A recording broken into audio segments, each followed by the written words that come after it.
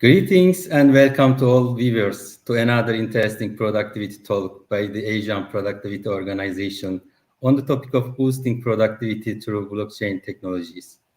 I am Abdullah Bashar, APO Director for Turkey, Director General for Strategic Research and Productivity, Ministry of Industry and Technology, and the moderator for this P-Talk. In a rapidly evolving digital landscape, the synergy between the two realms of productivity and blockchains is reshaping the way we work, collaborate, and innovate. As we delve into the latest trends, tools, and strategies that harness the power of blockchains to enhance productivity across various industries, our resource person, Rajesh Dhuddu, will guide us through an insightful presentation, providing valuable insights into how blockchain technologies are transforming workflows, fostering transparency, and optimizing efficiency. Today's Speed Talk revolves around the transformative impact of blockchain technologies on productivity and efficiency. We are fortunate to have Rajesh Dhuddu with us today to share his views on the ways blockchains can boost productivity and explore the dynamic intersection of productivity and blockchain technologies. Good morning, Rajesh, and thank you so much for giving us for your valuable time. As the MPO Morning. Turkey, we had the chance to work with you in one of our projects on the improvement of public sector efficiency using blockchain-based databases, which was very impactful. It is nice to see you again, and I hope that all is well with you. Thank you, Mr. Basar. It's such a pleasure to be on this show, and I'm absolutely looking forward to the rest of the show. Thank you, Rajesh. Before his presentation, let me give a brief introduction to our speaker. Rajesh Dhuddu is an alumnus of Columbia Business School and Sri Satya Sai Institute of Higher Learning with a gold medal in MBA Finance. He is currently the Senior Vice President and Global Business Head at Tech Mahindra and leads blockchain and metaverse practice with over 25 years of experience in the IT, telecoms, payments, and BPM domains. Forbes magazine listed Rajesh as a key leader in blockchain in 2021 and 2022. He is featured regularly by CNBC, NDTV, and other Indian television networks as a global blockchain expert and influencer. Rajesh has also authored two blockchain books, Blockchain in E-Governance and Blockchain A to Z Explained. Both volumes were bestsellers in the computer science book category on Amazon. Finally, Rajesh has mentored many experienced entrepreneurs, corporate executives, and MBA students over the years and has helped NGOs implement innovative initiatives. Now, I'll turn over the session to Rajesh to deliver his presentation and share his thoughts. Rajesh, the session is yours. Thank you once again, Mr. Basar, and thanks for the kind introduction. So, what I'm going to do today is to talk about how blockchain technology helps in enhancing productivity. Before we get into the subject, it's important to understand what exactly is blockchain technology and why blockchain technology becomes very important. Today, we exist in a world of centralized infrastructures. So, anything that you take, whether you take a database, whether you take a security system, whether you take a banking system, everything follows a centralized infrastructure, even your ERPs as well as the billing systems. In a centralized infrastructure, what happens is there is only a single point of failure. And if that single point of failure comes into existence, I mean, if the failure comes into existence, the entire system comes to a standstill. Whereas in blockchain, we move from centralized infrastructure to a decentralized infrastructure, which means everybody will have access to the information because information is stored in what we call as a distributed ledger. Hence, blockchain is also known as the distributed ledger technology. The people who are part of the blockchain network have an opportunity to look at the information, probably with the same rights, for having the same responsibilities, as a result of which blockchain brings in what we call as transparency. In addition to that, not not even a single individual by himself or herself will be able to change the data. If the data needs to be changed, especially the data that is contained in a distributed ledger, it requires approval of the other participants even before the change is made, which is not the case with a centralized infrastructure. This particular approval process is called as the consensus mechanism, as a result of which blockchain brings not only an element of transparency, but it also makes the data contained in its ledger almost unchangeable. Hence, blockchain is said to bring what we call as immutability. So let's look at the evolution of the blockchain technology.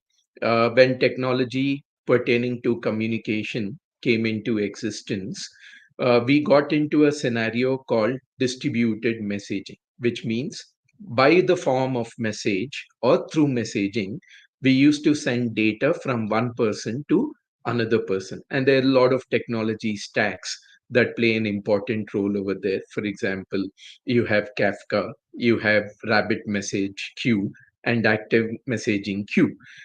Then we moved into a scenario where the world saw coming into existence of what is called as a distributed database. To facilitate this, we have used technologies like MongoDB, BigChain, and the others that you can see on the slide. Here, we were we were not sending the data, but we were sharing the data, unlike the previous scenario. Then came the concept of sharing the asset, which brought into existence what is known as distributed ledger, also known as blockchain. Within blockchain, there are various protocols that are applicable. You have public blockchain when the data is available to everybody in the public domain. Then you have private blockchain, which means the data is not available to everyone. The person who has a right to participate in a blockchain network, only that particular person will be able to access the information. Hence, the private blockchains are also called as the permission blockchains, whereas the public blockchains are known as permissionless blockchains. With a little bit of a background on the blockchain technology, now let's look into the aspects of when to use blockchain. Does blockchain cure everything? No, blockchain will not cure all the problems. Blockchain is not the solution for all the business problems that we see in the world today. Yes, it can play an important role. And let's understand when and how it can play that important role. So we'll start with the first things first. When to use blockchain? We go through a decision matrix. The first question on the decision matrix is, do we need a common ledger database? First of all, is there a need for such a database? If the answer is yes, we move forward. If the answer is no, the blockchain journey ends there itself. The second question that we answer is, are there multiple parties involved in the transaction? If the answer is yes, we move forward. The third question, we look into the incentives and the rules governing those multiple parties. So if the multiple parties who are involved in a transaction have conflicting incentives and they are not trusted, that's more important. If they are not trusted and if the answer is yes, we move forward. And the rules governing those participants are uniform. If the answer is yes, we move forward. And if there is a need for immutable record, if the answer is yes, we move forward. And more importantly, the rules of transactions that are processed and that are that are archived or recorded in the blockchain do not change frequently. If the answer is yes, we move forward. Then comes the final decision whether these transactions can be contained in the public domain. If the answer is yes, we move to a public blockchain. If the answer is no, we move to the private blockchain. And this decision matrix becomes very, very important to decide whether blockchain is required for a particular business, for a group of companies working together, or a group of companies working in an industry association or ecosystem. Now, let's come into the aspect, or let's cover the aspects as to how blockchain will improve productivity. We all of us have gone through this. I've taken this example because this example is applicable to everyone in different parts of the world, especially during the pandemic. Of course, thankfully we have come out of pandemic, but if you go back about 2.5 years ago, we were in the peak of pandemic. And during the peak of pandemic, the lot of came into existence. We've come across aspects like fake news, fake vaccines, fake medicines, and fake vaccination certificates. And when people started discovering these aspects, their trust in the system has gone down. So it became a very good use case, or the time became very, very opportunistic for implementation of a blockchain solution. So in during that particular period, if you look at World Health Organization, the World Health Organization came with a mandate that all vaccines need to be tracked. They need to be tracked from their source of production to the source of consumption. So, source of production will be a vaccine manufacturing facility or a factory, and to the point of consumption, which will be either a clinic or a hospital or a primary healthcare center. And World Health Organization mandated that the tracking needs to be done. And let's understand why such tracking is required. The tracking is required because if the vaccine is not stored in the ambient temperature, the potency of the vaccine goes down. So no person would like to take a vaccine that is less potent. And the only way we can demonstrate the potency of the vaccine is to show the data pertaining to how the vaccine moved from the source of manufacture to the point of consumption. And to ensure that all this data is available to every person who is participating in the ecosystem in an equal manner. So, who are those people? They will be vaccine manufacturers, they will be logistic service providers, they will be central warehouse service providers, they will be hospitals, they will be people working in the vaccine manufacturer, working in the logistics company, and working in the hospital. In addition to that, that information should be available to the general public who are taking that particular vaccine, and also to the government bodies, so that there is no mismanagement of the data, and the vaccines are administered to the people in the right ambient temperature with the right potency. So that's where the blockchain came into existence. A blockchain based ledger came into an existence, and this ledger was accessible to everybody operating in the ecosystem, as you can see on the slide. And the data was archived, or was recorded, or was processed on this distributed ledger in such a manner that not even a single person can manipulate it, and they cannot change it, and everybody has an equal access to the information. This is also called as digital trading. Digital trading means you take every aspect of the information in the supply chain, or in the process, right from the point of origination to the point of termination, and you record that information one after the another, so that it brings in what we call as track and tracing, And that tracking and tracing will also help us to establish the provenance of the goods moving in that supply chain. In this case, the provenance is pertaining to the vaccines moving in the supply chain. This gives you an idea in terms of how it was implemented in India, where multiple parties were involved from the public organization as well as the private organization. And the tracking of the vaccine was done in such a way that the vaccines have been delivered to the primary healthcare centers, to the hospitals, and to the clinics in a timely fashion, and also to eliminate any wastage that happens in the supply chain system. So, that was one example which I wanted to give you a perspective as to how blockchain becomes relevant, how blockchain can drive productivity.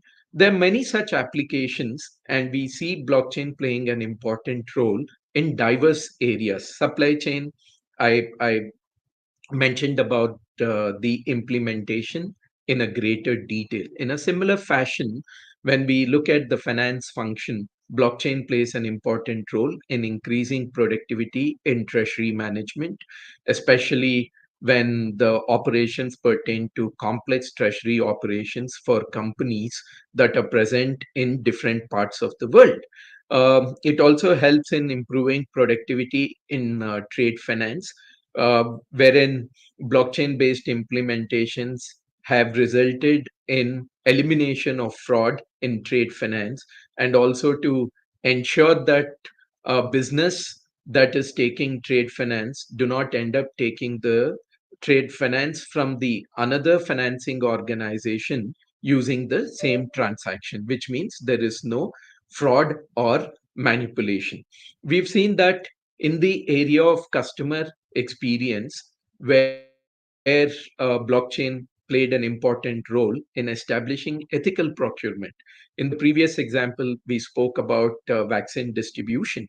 The same blockchain implementation can be used, for example, to ensure that the fish that is caught in the high ocean is being caught in using ethical business practices, which means the fishermen who are being employed to catch the fish, they're not subjected to slavery, and the fish is stored in the ambient temperatures, and it is brought to the end customers in a safe and a hygiene way.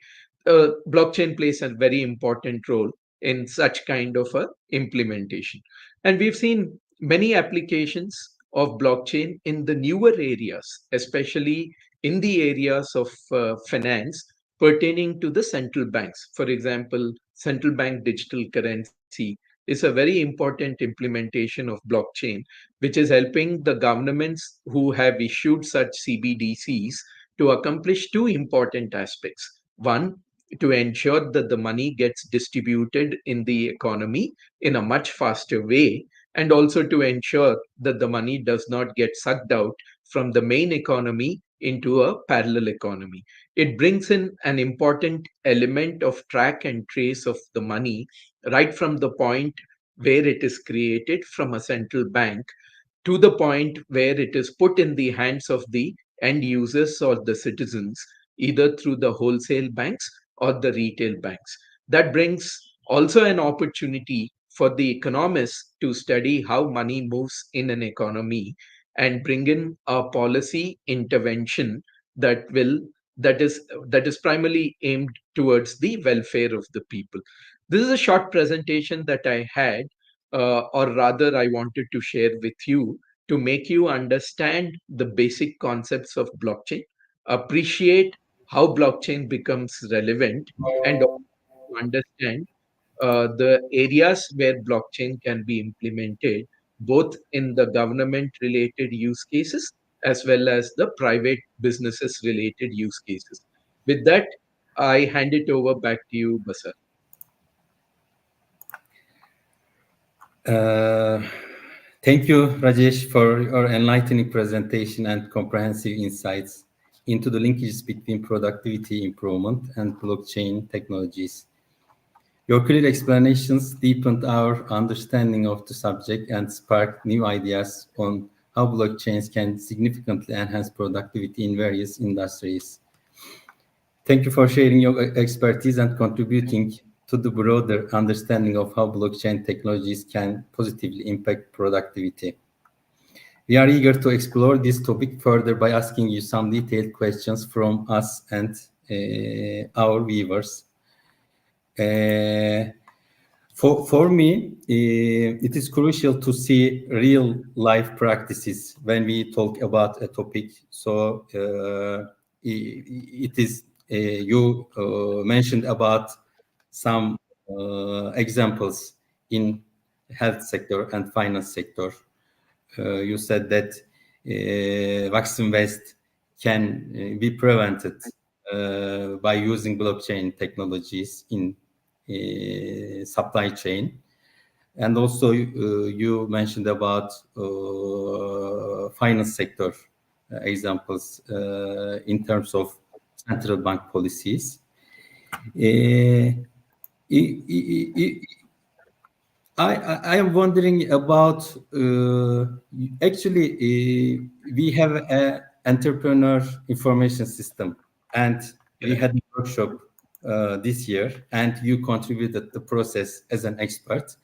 I am wondering, can you provide another example of real world application where a blockchain have successfully boosted productivity in terms of policy development, especially data oriented policy development? Do you have any example?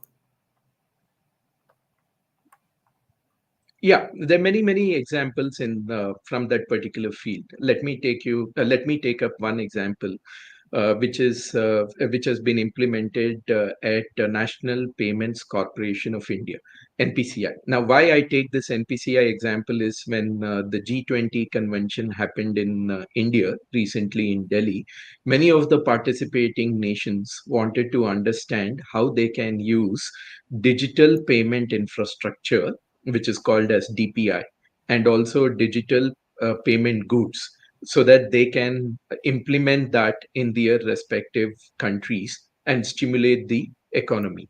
If you look at NPCI, National Payments Corporation of India, it is the proponent of what we call as Unified Payment Interface, UPI, that basically led to an acceleration of digital payments in India.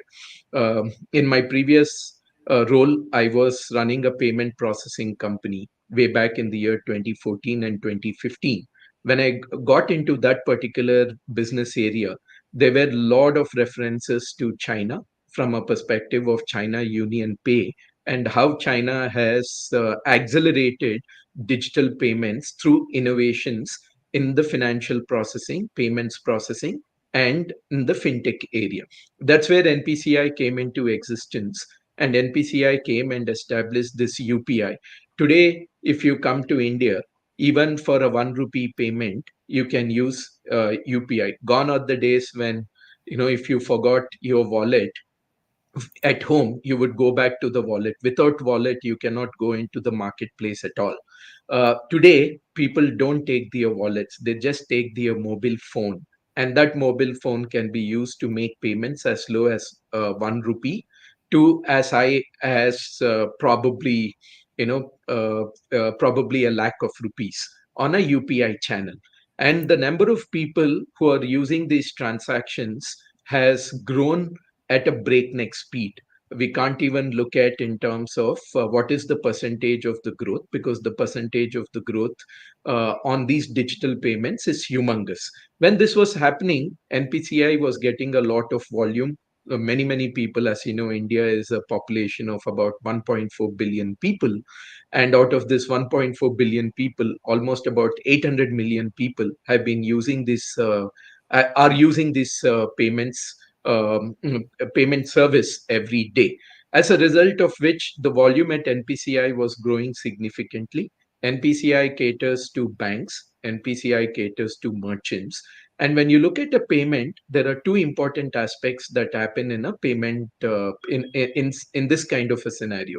One is what is called as an authorization, and another one what is called as a settlement. So when a transaction comes for a payment, NPCI or the payment processing company has to authorize that particular payment so that the transaction goes through. You cannot have a delay on that particular aspect. If you have a delay, then people will stop using it. Imagine you're at a shop and you're trying to pay and your payment is not getting authorized. Will you ever stick to that payment process or that payment channel? You will never ever stick to that payment process and the payment channel. So it has to be authorized instantaneously. At the back end, after the transaction is authorized, it has to be settled. That means the money has to go from this particular account to the bank, and from the bank to the merchant. That is what is called as a settlement process. Now, because of the increase in the transaction volume, the time lag between the authorization and settlement was increasing quite a bit. That's where NPCI thought of implementing a blockchain based middleware so that information pertaining to all these payment aspects are consolidated into a distributed ledger, and everybody who are involved in the back office process have access to unified information, and they are not looking at individual information. When they implemented this blockchain based system at the back end, the time lag between the authorization and settlement has come down significantly, as a result of which it encouraged NPCI to process more and more transactions from an authorization perspective. That's a real life case study of implementation of blockchain and how it contributed to acceleration of digital payments in India. Hmm. Thank you, Rajesh. Our viewer Amit Kumar has the following question. Yes, How please. does the implementation of blockchain technologies influence the workforce skill requirements? Yeah, absolutely. It's a catch-22 situation. If you don't have skilled people, it becomes difficult to go down the journey of blockchain. Blockchain technology is certainly a new technology, which means the workforce should understand what the technology is about and also understand in terms of both the technical aspects as well as the business aspects. Business aspects from a perspective of what are the problems in a particular process, for example the payment scenario that I mentioned to you or supply chain scenario that I mentioned to you. The workforce should need to have an idea of such burning and challenging business problems, number one. After having identified those business problems, they should be in a position to understand whether blockchain plays an important role to solve the problem. If it does play an important role to solve the problem, then they have to understand the technical aspects. Technical aspects in terms of what protocol to be used, how to set up a blockchain network, how to set up nodes, how to ensure the governance mechanism in a blockchain network, how to facilitate communication between the nodes, how to write smart contracts. All these aspects play an important role and they contribute to a successful implementation. So, to summarize, you need to have good knowledge of the industry so that you can identify areas where blockchain can be implemented in a successful fashion. And having identified those areas, the workforce should have a good knowledge of the blockchain technology, whether it's a private blockchain or a public blockchain. Only when these factors fall in place, they are able to contribute to a successful blockchain implementation. Hmm. Okay, thank you. I have another question. Actually, Yes. you touched upon this question a bit when you mentioning about supply chain and payment examples. Right. As blockchain technology evolves, what future developments or innovations do you anticipate, which could further enhance productivity across different domains? Yeah, absolutely. I'll give you one good example from our daily lives. Today, you cannot isolate yourself from internet, right? Internet is very well entrenched in our daily lives. Whether we are going to a particular position, we access internet from a navigation perspective. When you're involving in online transactions, whether it is an online banking or whatever it is, you access internet. And when you are sharing information on with your network, or with your friends, with your followers, whatever it is, you access internet. So internet is very well entrenched into our daily lives. But there are two fundamental problems on the internet today, and unfortunately we are slaves to those problems. What are those problems? Number one, you don't have a right to forget. So whatever you say on internet, it stays on the internet, and even if you want to wipe it off, or even if you want to erase it, you don't have a full control on that. Number two, whatever you create on the internet, you do not have the right to monetize. For instance, last week I was doing a session in an industry event with two content producers. One of the content producer, whatever content that he has created has resulted in $1 million of monetization. Did he get those $1 million of monetization? No, he got probably maybe few $1,000s of monetization. That means you don't have a right to forget, and you don't have a right to control or the right to monetize on internet. That's primarily because internet today is architected on a centralized infrastructure. That's why it is called as Web 2.0 or Web 2.5. And these challenges, which I mentioned to you, cannot be eliminated until and unless you move to a decentralized internet, which is also referred to as Web 3.0. And the challenges that I mentioned to you can be eliminated if we implement what is called as a self-sovereign identity. And when the self-sovereign identity gets implemented, which is again powered by blockchain, the challenges that I mentioned to you can be eliminated. That's another example of blockchain implementation, which not only drives productivity from an enterprise perspective, but also from our daily lives perspective. And we are getting there slowly. Thank you. I think the transparency is another important aspect of our topic. Yeah. So I have the following question. How do Yes, blockchain please. technologies contribute to transparency, and how they increase productivity? Yeah, in terms of if we go back to my vaccine implementation case study, we said that World Health Organization mandated that the vaccines need to be tracked. It's surprising that before this particular regulation came into existence or came into effect, the vaccines did not even have a serial number. If you look at the vaccine wheel, it contained the name of the vaccine and probably the date of manufacturing and an expiry date. It did not have a unique number basis which you could track the vaccine.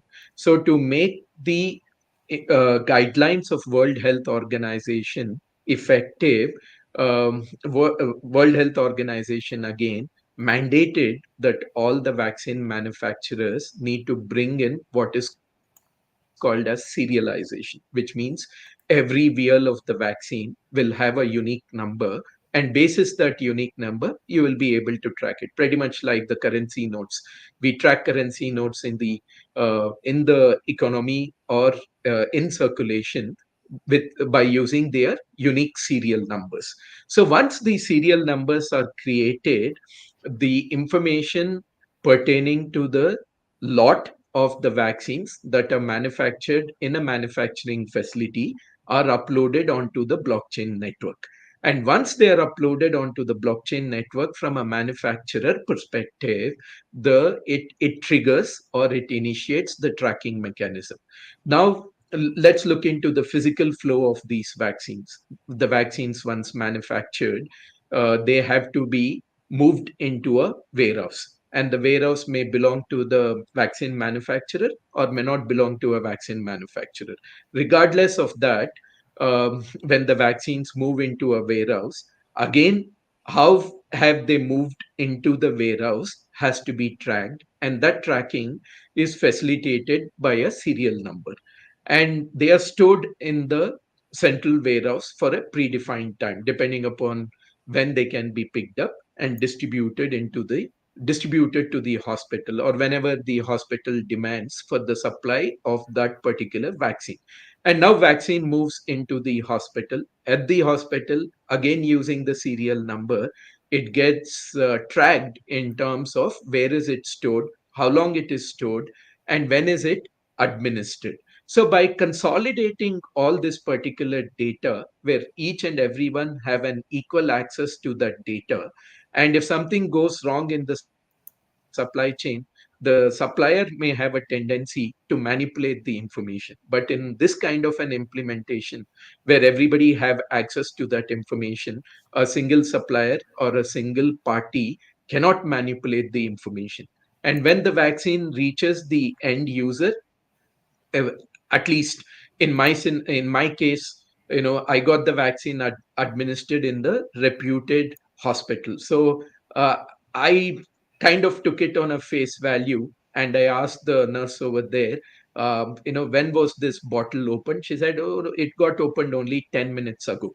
But if the reputation of the hospital is at stake, or you are a person who do not want to take everything on a face value, but you want to look at the data and you want to trust the data rather than what the other person is saying, then with this blockchain implementation, you can technically demand that particular nurse to show you the entire information pertaining to the VL. So you will be able to track the information from the source of manufacturing to the point of consumption. When did that VL got manufactured? How many days it stayed in a manufacturing facility? When did it move to a warehouse? How many days it stayed in the warehouse? How did it move from warehouse to the hospital or the primary healthcare center?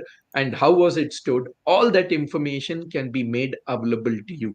If that information is not available, and you can technically say no, I don't want to take this particular vaccine, and you will go to another hospital which will give you that information. So if you are in such a scenario, it is a loss of productivity for the hospital, loss of time for you, which can be corrected by bringing in a blockchain implementation. And that's how it is going to trigger productivity, transparency, and more importantly, trust in that kind of a transaction. Hmm. Thank you. Security is a critical aspect as well, especially when dealing with sensitive data. So I have the following question. How do Yes. blockchains address security concerns, and what measures should organizations take to ensure the integrity and confidentiality of their information when adopting blockchain technologies for productivity enhancement? Yeah, that's a good question. So the security aspects from a blockchain depends on what kind of infrastructure that you have. Today, if we look at the infrastructures that power our office servers or the cloud system in an office, it is all centralized in nature, which means there is a lot of emphasis on good password control. There is a lot of emphasis on security firewalls, and there is a lot of emphasis on good security practices that people follow. In such kind of a scenario, the security of a blockchain or the security of an asset contained in blockchain, whether it is information or a currency, depends on these password controls, on these infosec controls, and having strong security policies. That's one aspect. But blockchain can help change the entire security practice itself. By using blockchain, blockchain has a branch of knowledge or a branch of implementation called as zero knowledge proofs. In a zero knowledge proof kind of an implementation, which is powered by blockchain, there is no need for anybody to share their user ID, or password. In fact, there is no need for people to share information with each other. The blockchain algorithms work in such a manner that you don't share your username, you don't share your password, but you still get authenticated. It is called as passwordless authentication or zero knowledge proof, which means there is a zero knowledge that got exchanged between the two people. And in spite of that, you have a proof that the person who is coming and asking an access to your email system in an organization is genuine, and using that zero knowledge proof you are able to authenticate. So when you don't use passwords anymore and you use passwordless authentication, there is nothing for a cyber actor to steal, right? Most of the cyber actors steal information from you, which is your passwords, and then they get into the cyber incidents in terms of gaining unauthorized access to office system, or manipulating the data, or extracting the data from an enterprise and selling it in the deep web or in the dark web.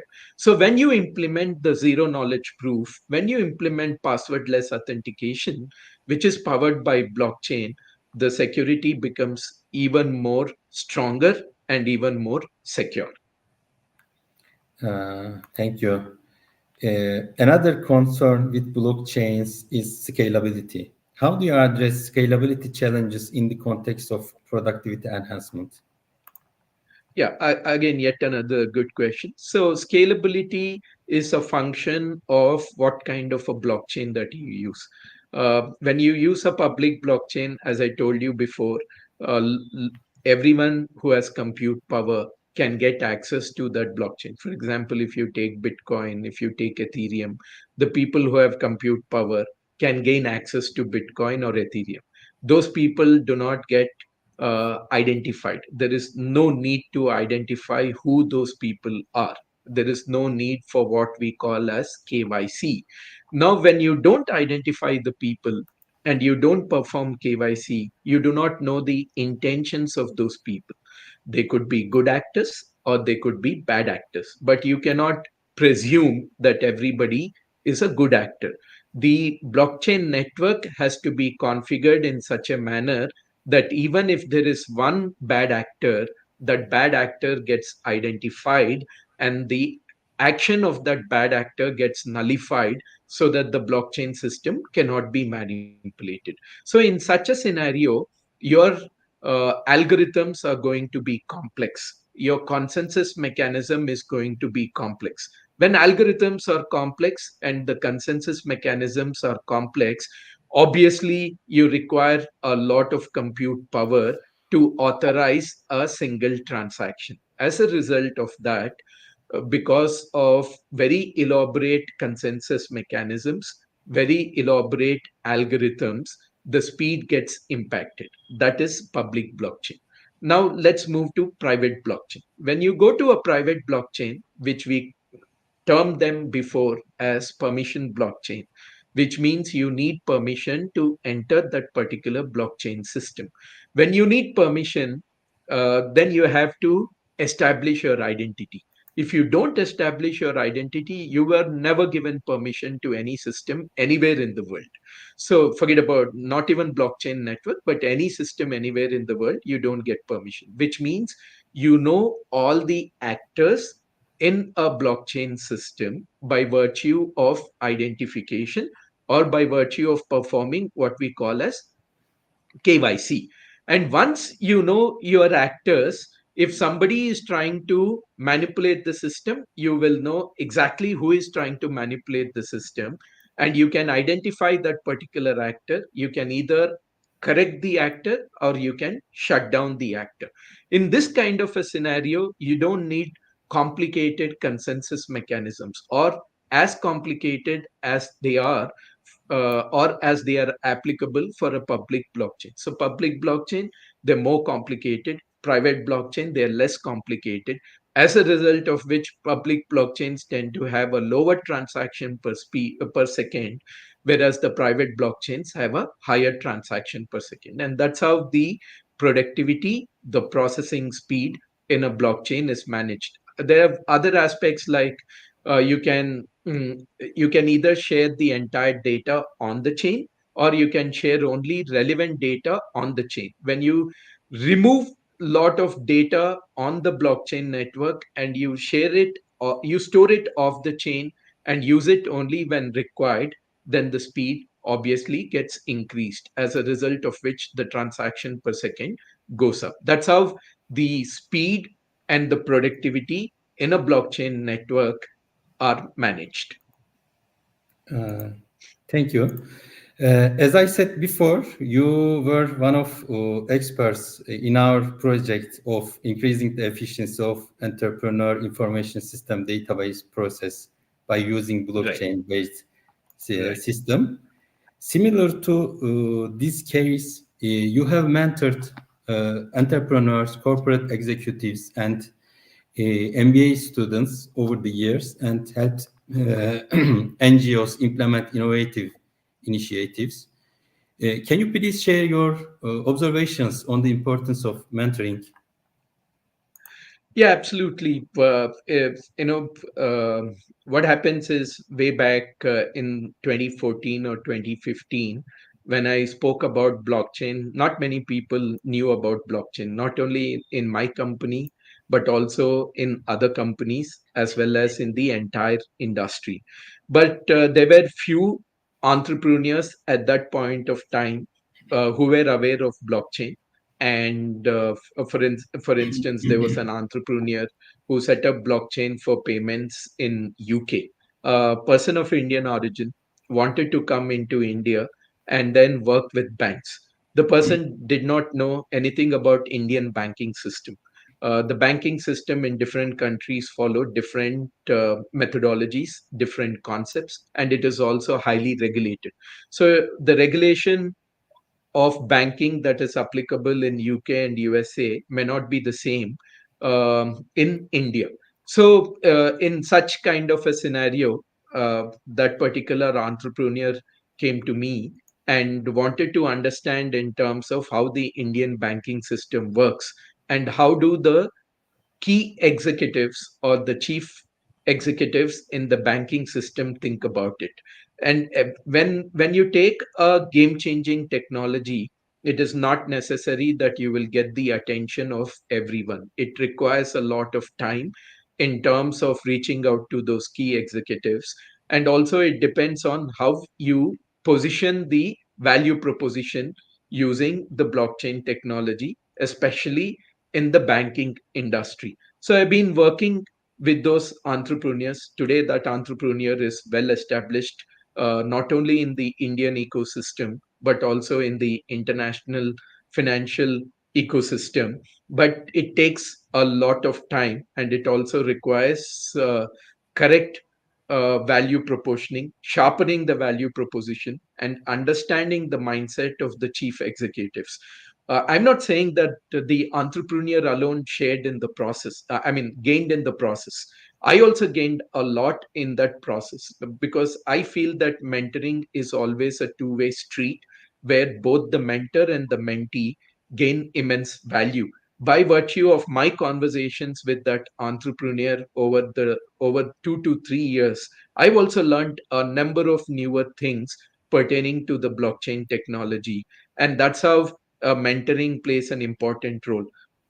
And another example, you can learn everything on your own. It may take probably a week, few weeks, or few months to master that particular subject. But when you enter into a mentoring relationship, either as a mentee or as a mentor, what you learn over several months, you have the ability in learning in few hours just by speaking either to a mentee or to the mentor. That's the power of mentoring, and that's the importance the mentoring has played over the years, whether it is for entrepreneurs or whether it is for corporate executives. Hmm. Thank you so much.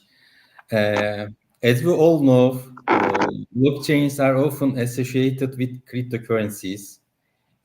How does the technology go beyond finance and impact productivity in other sectors? Yeah, blockchain obviously gets associated with cryptocurrency because the world's first commercial application of blockchain was Bitcoin. And if we go into the white paper written by the author under the pseudonym Satoshi Nakamoto, the person says that he has come up with a Bitcoin payment system so that the merchants do not lose out anything in the payment mechanism process.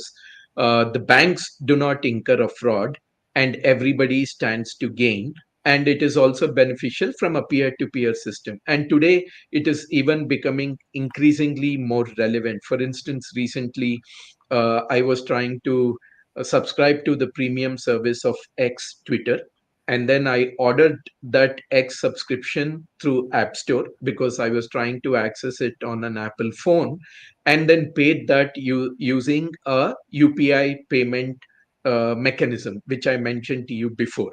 So there were three people who are involved in this transaction: X as a merchant, uh, Apple as a distributor, and Google Pay as a payment provider. And when I did that, the transaction went through, and even today, even now as we speak, I did not get subscription. Now when I go to Google Pay tells me to contact App Store. When I go to Apple's App Store says I'm only a distributor. Go to X, and when I go to X will turn me back to App Store, and this wild goose chase continues.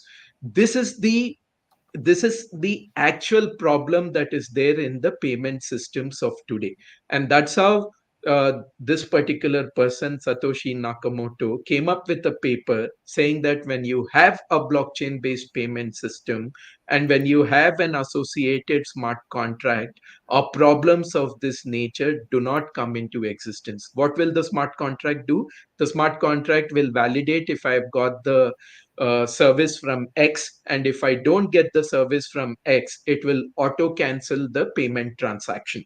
And that is the power of a blockchain based payment system. And we are facing those problems even today. And that's why a lot of applications are in the area of the payments domain, where people want to come up with a payment system equivalent to Bitcoin. Maybe five of such payment systems are genuine, and rest of the payment systems are not genuine. They're just interested in raising money and not delivering a product or a service, as a result of which the cryptocurrencies got into a lot of negative press. But has the technology implementation stopped at that end? No, the technology implementation did not stop just with payments. All the examples that I shared in the presentation, whether it is supply chain, whether it is treasury, whether it is track and trace function, from farm to store or from farm to fork, whether it is performing uh, transactions in a rightful manner on the internet, whether it is securing those transactions using cybersecurity practice, all the examples that I mentioned before have a tremendous potential for blockchain technology and the ability of blockchain technology to share some of these pressing and sticky problems that we all live with day in and day out. Thank you. Rajesh, thank you so much for giving us your insights over the past hour. Our viewers in MPA member countries and beyond have gained a lot from this session. Do you have any final thoughts for our viewers before concluding this P Talk? Yeah, the final thought is I would say that give blockchain a chance and don't fall into a trap that blockchain is not required. At the same time, also please be mindful and conscious that blockchain does not solve every problem. Unfortunately, in the world of today and the enterprises of today, we are looking at historical processes, we are looking at legacy processes, and we are trying to change those historical processes and legacy processes to meet the digital transactions. In some cases they will work, and in many other cases they will not work. In a scenario where they do not work, there's a good opportunity to at least evaluate blockchain as a technology and see if blockchain plays a role And if blockchain does play a role, give blockchain a fair chance. We really appreciate having you here today, Rajesh. Thank you again for joining us, and I am sure that our viewers enjoyed this thought-provoking P-Talk. Viewers, to stay current with the latest knowledge on productivity, please join us in other P-Talks. Subscribing to the API YouTube channel will ensure that you remain updated. Goodbye for now. Please stay safe and well out there, everyone. And thank you for tuning in. Bye. Thank you so much. My pleasure. Bye for now.